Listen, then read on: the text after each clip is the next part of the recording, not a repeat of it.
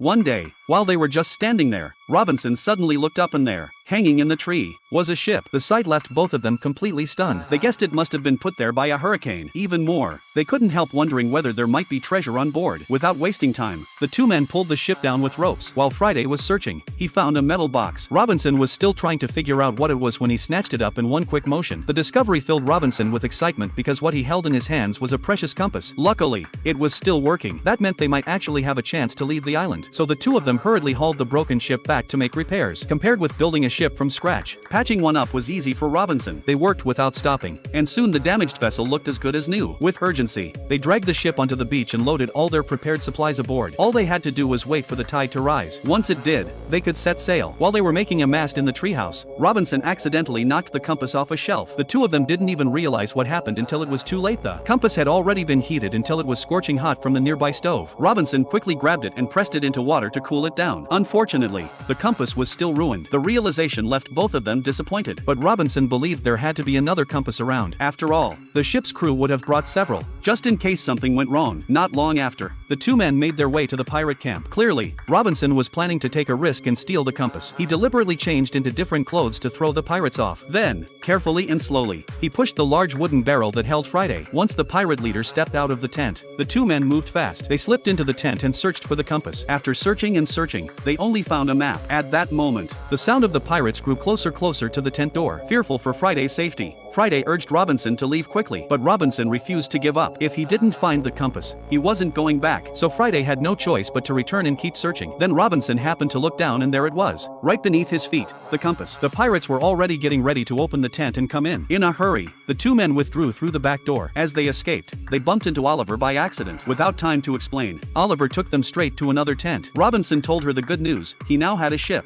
and he could leave the island at once. After he returned, he would bring a whole group of people to rescue her and the other crew members. Hearing that, Oliver was deeply moved. She then helped them go out and check what was happening. They learned that the pirates had finished their work for the day. They were told to be careful as they left. Robinson, however, said he had a way to go back. Bad luck followed them immediately. The large wooden barrel was pushed away by the pirates. Oliver then told the two men to slip out from the side, but the moment they stepped out, the pirates spotted them. Robinson quickly knocked out the pirate who was calling for backup. At the same time, the pirate leader also discovered them. Seeing this, Oliver secretly cut the rope that held the barrel in place, keeping the pirates from chasing too quickly and giving Robinson time to escape. Because there were so many pirates, the two men were soon surrounded. Just when the pirates arrived, Robinson and Friday hid up in a tall tree. From there, they carefully avoided the pirates' pursuit, making their way through the dense, wild forest as they searched for the route back to the treehouse. Then Friday suddenly slipped at his feet. He tumbled down the steep slope, rolling again and again until he finally crashed hard into a large tree. Only then did he stop. He cried out in pain, but he didn't even get the chance to catch his breath before a terrible creaking sound came from beneath him, and the ground gave way. He fell into a dark,